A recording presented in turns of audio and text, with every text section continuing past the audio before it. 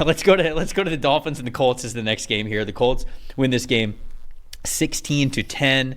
Indianapolis' top 5 graded players in this one. Jaylen Jones just on an absolute tear since I disrespected the jersey number that he chose in number 40. He's number 1 on this list with an 85.0. One of those stud slot corners that you've talked about before in Kenny Moore. He is number 2 on this list with an 83.4. Wide receiver Michael Pittman Jr., 75.3. Tight end Alec Ogletree with a 72.8. And then safety Julian Blackman with a 72.2. Anthony Richardson in this game. Yeah, we're going to talk about it. 45.6, flipping sides to Miami. Tight end Jonnu Smith, an elite 91.2. Incredible day for Jonnu Smith there. Center, Aaron Brewer with an 89.7. Defensive tackle Calais Campbell with an 86.0. Teron Armstead, their offensive tackle, with an 81.2. And then number 5, to round it out, another slot cornerback, Kader Kohu, at a 77.3. Tyler Huntley in this game before he went out due to injury, 77.6. Like he's playing. Snoop Huntley made a Pro Bowl. People forget that. Sad told the story here, Dalton. What do we got?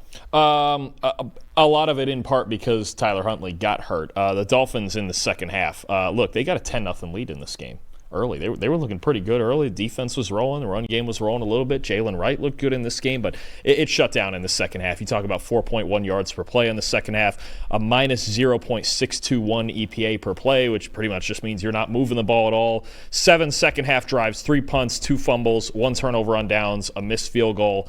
The lack of being able to extend that lead beyond 10-0, beyond 10-3. I mean, it just speaks to where the Dolphins' offense is right now. Is that's pretty much all they have in them right now. Is and they beat New England 15-10, which is cool. Only 10 points in this game kept the Colts in the game until they could just manufacture enough points to beat them. I mean, it is what it is. I think there's now rumors they're going to get Tua Tagovailoa maybe back next week. Sounds like it. And that'll change the entire equation because you've got a team that without him just cannot score, and it was especially evident in the second half in this game. And as we learned in New York last year, if you're a team that is employing Tim Boyle and he's on the field for you, you have some offensive issues. So getting Tua back, AFC still kind of wide open, especially with those wild card spots. Maybe you get hot. Maybe you get Hill and Waddle going. Maybe you can kind of just get back into the things the Dolphins do. But there really isn't much hope until he gets back. No, and I think the stat that told the story is, in fact, what you were talking about here, but maybe at a little bit of a different angle. And it is the cavalry's kind of coming here with Tua. And, I think that if he's in the lineup, this team looks completely different because – even with Tyler Huntley out there, it didn't look terrible. 0.231 EPA per pass in the first half of this game. That's the highest EPA per pass of any half that they had, including when Tua was on the field. So clearly, there is still something there with Miami. Now, is it too little, too late for them? Maybe. I think they're going through certain injuries on the defensive side of the football as well. It's an uphill climb there for them. But this was a sliver of hope. This was something where it was okay, if you put Tua into the offense that we saw this past week, they beat Indianapolis. I think they beat Indianapolis. Oh, yeah. They would have beat, or they did beat New England, but it would have looked a lot better. No, right. They beat Indianapolis in this game if Tua Tagovailoa plays, especially for how the rest of the team played, especially how they were able to run the ball. And that is the stat that told the story because Indianapolis wins this game. I don't think they played very well. No. And they just happened to be playing against a team that in the second half of the game did not have a quarterback that is of starting caliber at the NFL level. Oh, we've watched the same Colts game 2 weeks in a row.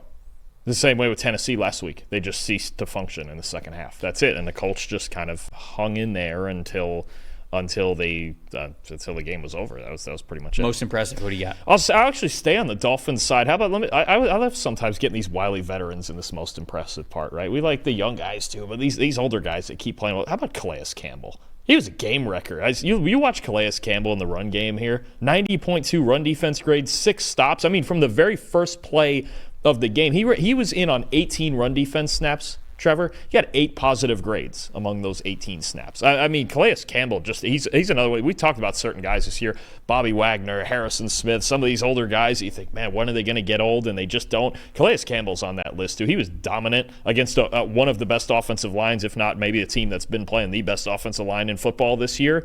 He was a problem in the run game. He really caused a lot of issues for the Colts in this game throughout.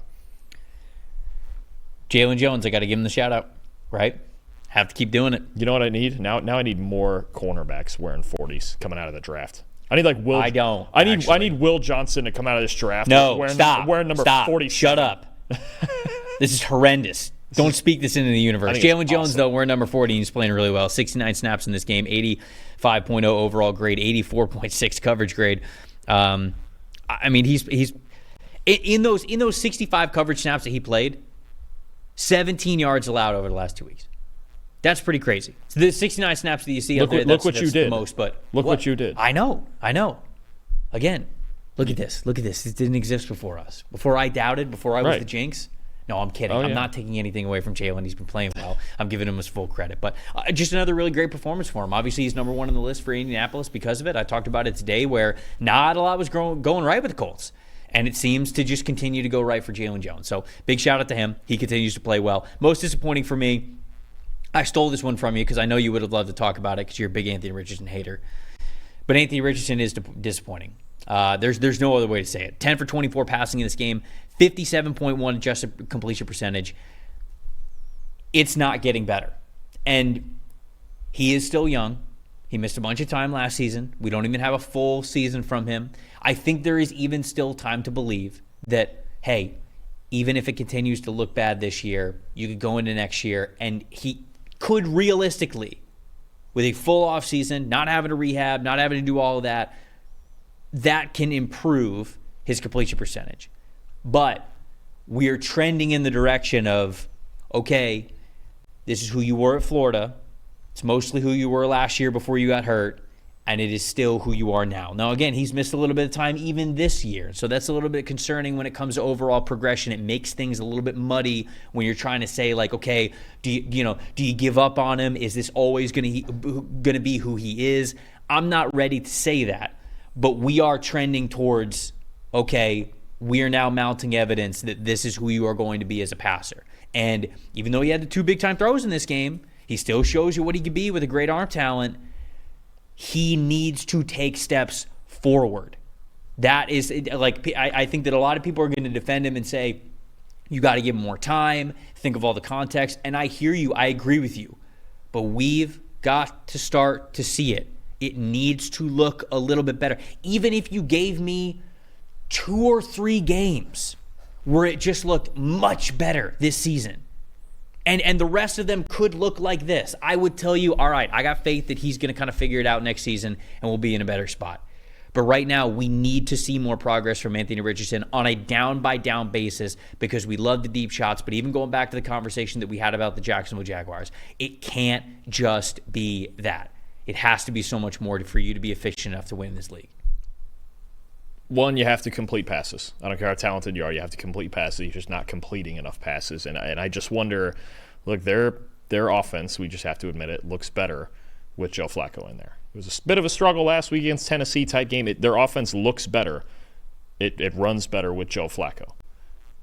If, let's say, they are trying to make the playoffs, is there a possibility you just go, you know what, let's just try to make the playoffs with Joe? Or is that just not long-term productive enough to even bother with? Is Richardson's development this year just more, I don't want to say more important than winning, but kind of?